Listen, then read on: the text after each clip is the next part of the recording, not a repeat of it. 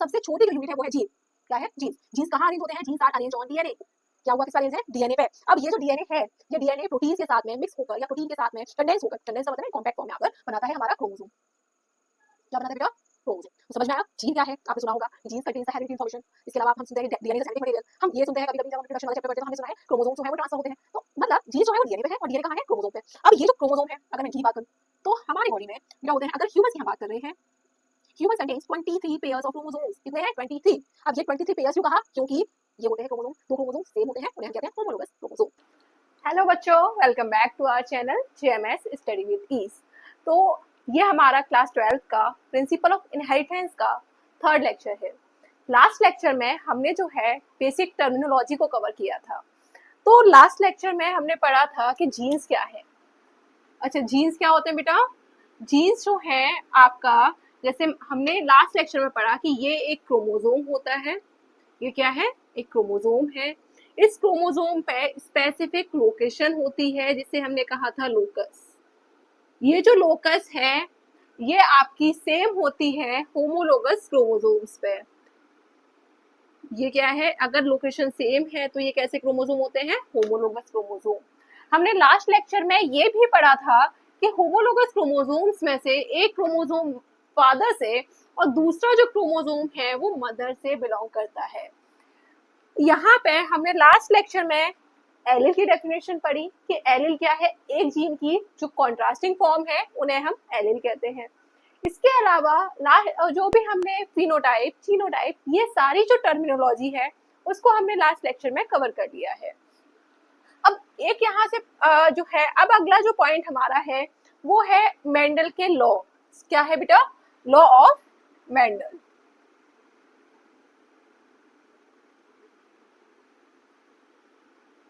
Law of Mendel.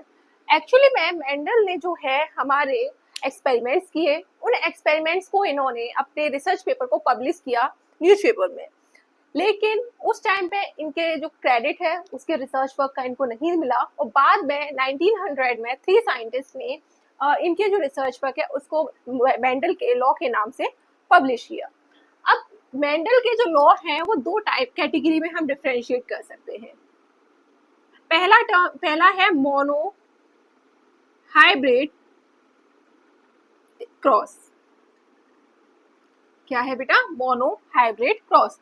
और दूसरा है डाई हाइब्रिड क्रॉस। अब यहां से हमारे पास दो वर्ड निकल कर आते हैं। सबसे पहला है मोनो हाइब्रिड। मोनो का मतलब क्या होता है बेटा? एक। मोनो मतलब वन। हाइब्रिड का मतलब होता है it is a combination of two different things. तो यहाँ पे क्या हो रहा है कि दो जो अलग अलग तरह के जीन्स हैं उनका क्या हो रहा है? Combination of different gene forms. अब जीन फॉर्म से मतलब क्या है? अभी तो हमने कहा कि एक जो होमोलोगस क्रोमोसोम है उस पर सेम लोकस पर जीन होता है। डिफरेंट जीन फॉर्म्स का मतलब है कि यहाँ पे ये जो जीन है ये कैसे एक्सप्रेस कर रहा है, ये खुद को एक्सप्रेस कर भी रहा है या नहीं कर रहा है। मतलब यहाँ से हमारा मतलब है डोमिनेंट और रिसेसिव से। अब डोमिनेंट का मतलब लास्ट लेक्चर में हमने देखा था कि डोमिनेंट का मतलब होता है खुद को एक्सप्रेस करने वाला और रिसेसिव जो खुद को एक्सप्रेस नहीं कर रहा है। हम जानते हैं कि ये क्रोमोसोम है। इस क्रोमोसोम पे क्या होता है? क्रोमोसोम्स कैसे होते हैं? Occurs in pair. कैसे मिलते हैं? पेयर्स में। अब इन क्रोमोसोम पे क्या है? ये स्पेसिफिक लोकेशन है जिसे हम क्या कहते हैं? लोकस कहते हैं।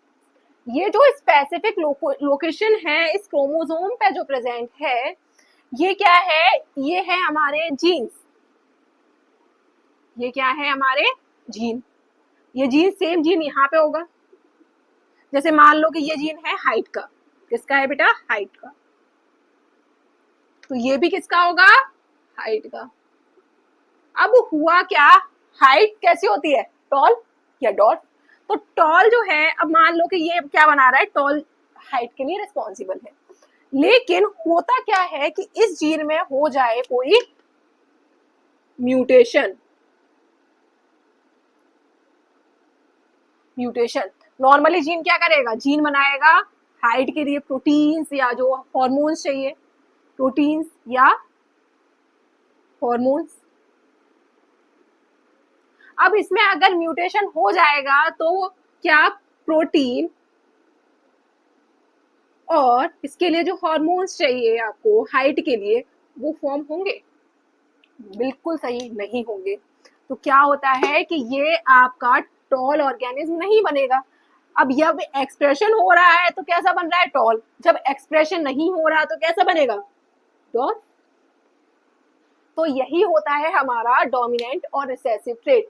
जब जीन में हमारा कोई भी म्यूटेशन हो जाता है, मतलब उसके जो डीएनए का जो सीक्वेंस है उसमें कोई भी अनवांटेड चेंज आ जाता है, जिसकी वजह से जीन अपनी नॉर्मल फंक्शनिंग क्या है, प्रोटीन का सिंथेसिस करना या हार्मोन का सिंथेसिस करना, वो नहीं कर पा रहा, तो उसकी वजह से जो जीन से एक्सप्रेस होने वाला करेक्टर है वो नहीं बन रहा, तो वो करेक्टर हो जाता है रिसेसिव। आई होप ये समझ में आ गया होगा कि डोमिनेंट और रिसेसिव ट्रेट कैसे फॉर्म होते हैं। तो अब मान लीजिए कि डोमिनेंट ट्रेट था ये और रिसेसिव क्या है ये, तो ये क्या हुआ, एक एलिल। अब ये एलिल में हमारे पास डोमिनेंट ट्रेट है, तो ये कैसा होगा ऑफस्प्रिंग, टॉल। कैसा टॉल, फिनोटिपिकली टॉल।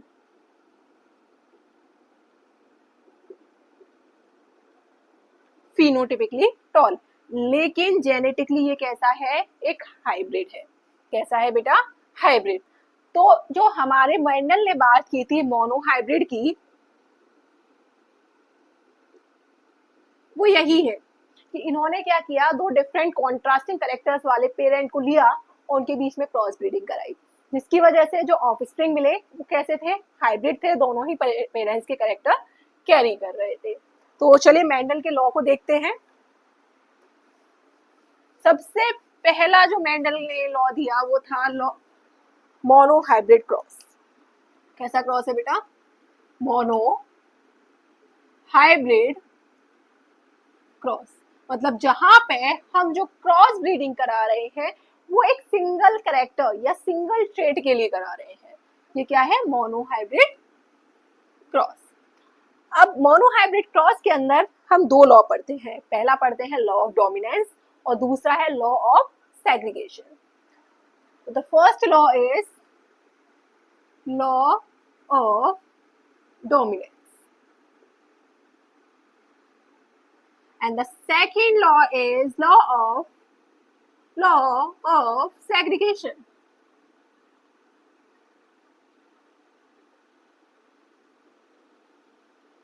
या इसे सेग्रीगेशन का मतलब होता है अलग अलग होना, तो या इसे हम एक और नाम से जानते हैं, law of purity of gamete.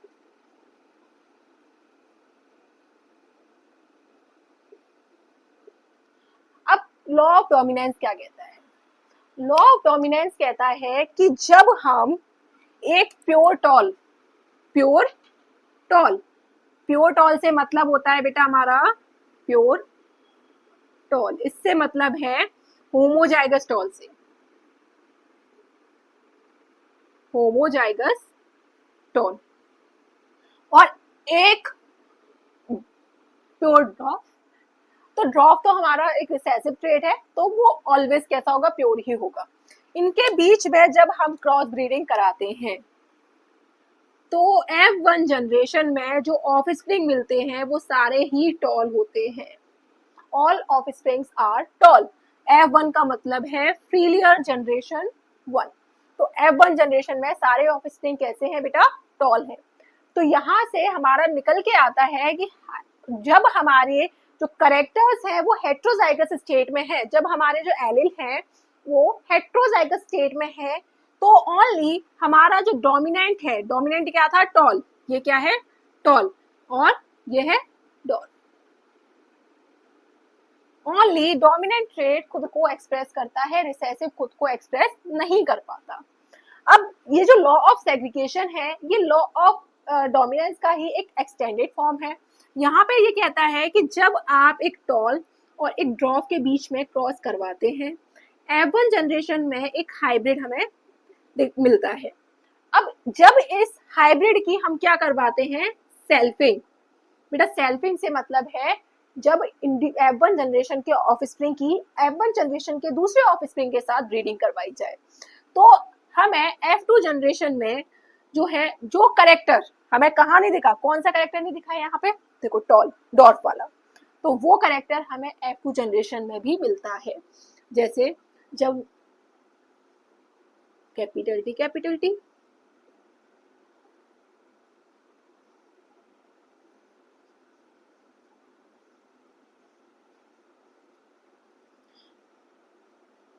तो F2 जनरेशन का अगर हम फिनोटाइपिक रेशियो बात करें, फिनोटाइपिक मतलब दिखाई कैसे दे रहे हैं, टॉल मुझे कितने दिख रहे हैं बेटा, 1 2 3, तो फिनोटाइपिक रेशियो क्या है, टॉल रेशियो डॉट 3:1। और जीनोटाइपिक रेशियो जो है, जीनोटाइपिक रेशियो जो है capital T small T ratio small T 1:2:1। क्या रेशियो है बेटा, 1:2:1। बेटा जो मेंडेलियन जेनेटिक्स है वो एक क्वालिटेटिव इनहेरिटेंस में पे बेस्ड है। क्वालिटेटिव मतलब जीन की क्वालिटी पे। अगर कैपिटल टी एक क्वालिटी है, स्मॉल टी एक क्वालिटी है, तो मेंडेलियन जो जेनेटिक्स है वो क्वालिटेटिव इनहेरिटेंस पे बेस्ड है। लेकिन अब मेंडेलियन जेनेटिक्स जो है उसने बात नहीं की इंटरमीडिएट करेक्टर की। मतलब मेंडल ने क्या कहा, एक टॉल प्लांट है, एक डॉट प्लांट है, दोनों की ब्रीडिंग करवाओ, एक टॉल हमें दिखाई देगा F1 जनरेशन में। लेकिन क्या ऐसा होता है कि अगर मान लीजिए कि फादर की हाइट 5 फीट है और मदर की 5 जो है, फादर की 6 फीट है और मदर की 5 है, तो क्या ऐसा होता है कि ऑफस्प्रिंग जो है वो ओनली 6 फीट का ही होगा? बिल्कुल नहीं। तो यही जो चीज है वो मेंडल की आगे जाके एक एक्सेप्शन बने मेंडेलियन इनहेरिटेंस के, जिसकी वजह से जो मेंडल की इनहेरिटेंस पैटर्न है उसको इतना ज्यादा ब्रॉडली आपका अभी एक्सेप्टेड नहीं है। उसके काफी सारे एक्सेप्शंस हमारे पास हैं। जैसे हमारे पास है codominance,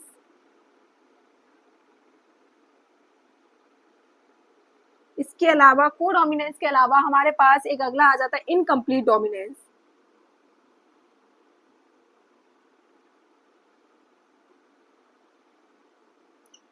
incomplete dominance, polygenic inheritance, pleiotropic gene, ये सारे ही जो है वो मेंडेलियन जेनेटिक्स के एक्सेप्शन है। तो अब देखते हैं कोडोमिनेंस।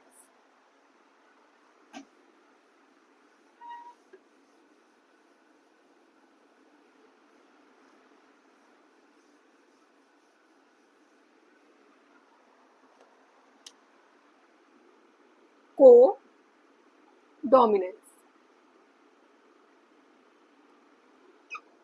क्या है बेटा? कोडोमिनेंस। को का मतलब क्या होता है? साथ में, साथ में। और डोमिनेंस का मतलब अपनी एक्सप्रेशन दिखाना। तो जब क्या हो कि दो जीन साथ में प्रेजेंट है और वो क्या कर रहे हैं, अपनी दोनों ही अपनी एक्सप्रेशन दिखा रहे हैं, तो उसे कहा जाता है आपका कोडोमिनेंस। जैसे ये है हमारा, जैसे फॉर एग्जांपल ह्यूमन में ब्लड ग्रुप जो है वो कंट्रोल होता है आई जीन से। कौन कंट्रोल करता है? आई जीन। अब इस पे अलग अलग तरीके की जो शुगर है वो ऐड होती है, जिसकी वजह से हमारा ए ब्लड ग्रुप है, बी ब्लड ग्रुप है, वो होता है। अब अगर एक ऑफस्प्रिंग के फादर का जो है एक ऑफस्प्रिंग का ब्लड ग्रुप IA और ये है, तो क्या हुआ कि उसके पास ए एंटीजन भी है और बी एंटीजन भी है, तो दोनों ही एंटीजन खुद को एक्सप्रेस कर रहे हैं क्योंकि दोनों ही डोमिनेंट है।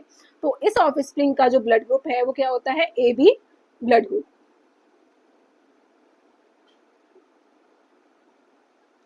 AB blood group. तो AB ब्लड ग्रुप जो है वो हमारा एग्जांपल है कोडोमिनेंस का। कोडोमिनेंस का मतलब है कि जब हमारे F1 जनरेशन में दो कैरेक्टर्स से दो डोमिनेंट कैरेक्टर आते हैं तो दोनों ही खुद को एक्सप्रेस करेंगे और एक नया हमारा फिनोटाइप या जीनोटाइप हमें दिखाई देता है। तो कोडोमिनेंस में क्या है, दोनों ही कैरेक्टर ने खुद को एक्सप्रेस किया। अगला है हमारे पास इनकम्प्लीट डोमिनेंस। इनकम्प्लीट डोमिनेंस क्या है बेटा? इनकम्प्लीट मतलब डोमिनेंस तो है लेकिन कंप्लीट नहीं है। अब ये कैसे है? अब जैसे यहाँ पे ये जो एक्सपेरिमेंट है हमारा, ये परफॉर्म किया था कार्ल कोरेंस ने, हमारा जो मिराबिलिस जलापा पे। किस पे किया है बेटा? कार्ल कोरेंस ने किया है और मिराबिलिस जलापा पे इसको परफॉर्म किया।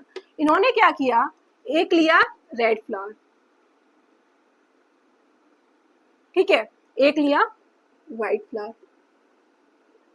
व्हाइट के लिए व्हाइट रिसेसिव ट्रेट है। तो अकॉर्डिंग टू मेंडल क्या होना चाहिए था, F1 जनरेशन, जब इन दोनों की आप क्रॉस करवाओगे तो F1 जनरेशन में कैसा कैरेक्टर आना चाहिए? डोमिनेंट। लेकिन इनकम्प्लीट डोमिनेंस की वजह से हुआ क्या, दोनों ही जीन ने खुद को थोड़ा थोड़ा एक्सप्रेस किया, जिसकी वजह से एक नया इंटरमीडिएट ट्रेट हमें दिखाई दिया जो था पिंक फ्लावर। फ्लावर कलर क्या हो गया बेटा? पिंक। और जब इस पिंक फ्लावर की हमने क्या करवाई, हमने करवाई सेल्फिंग, तो F2 जनरेशन में हमें red flower, pink flower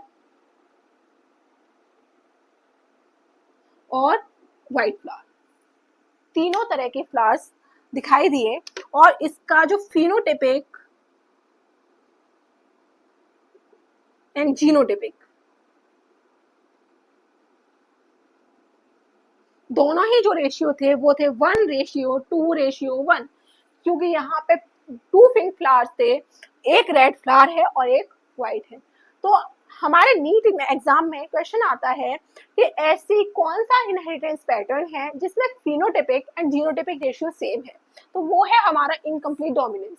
incomplete dominance के केस में फिनोटाइपिक और जीनोटाइपिक रेशियो हमारे जो है वो सेम रहते हैं, 1:2:1।